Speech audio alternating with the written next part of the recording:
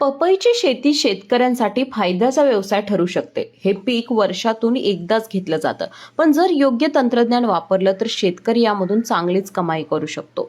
पपई man of India Sudhir चड्डा यांनी त्यासाठी काही टिप्स दिलेत. ते सांगतात, प्रत्येक एकरात एका मेडवर 500 ते 600 पपईची झाडं लावा.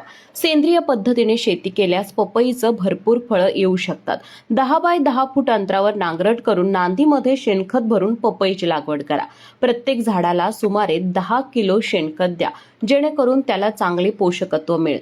पाण्यापासून संरक्षण मिळावे म्हणून झाडे उंच बेडवर लावा, ज्यामुळे पाण्यापासून झाडांचं संरक्षण होईल. झाडांची रांग ही पूर्व पश्चिम दिशेला ठेवा, जेणेकरून वाऱ्यामुळे झाडे कधीच पडणार नाहीत. पपईची झाडं ही लवचिक असतात, पण जर तुम्ही या पद्धतीने दिशा ठरवून जर लावली तर निश्चितच तुम्हाला फायदा होईल. ओळींमधील अंतर हे 10 फूट आणि झाडामधील अंतर 2 फूट ठेवा. 10 मादी झाडांमागे एक नर झाड असणं गरजेचं असतं. यामुळे उत्पादन अधिक चांगलं मिळतं, असं सुधीर चड्डा यांनी सांगितलं.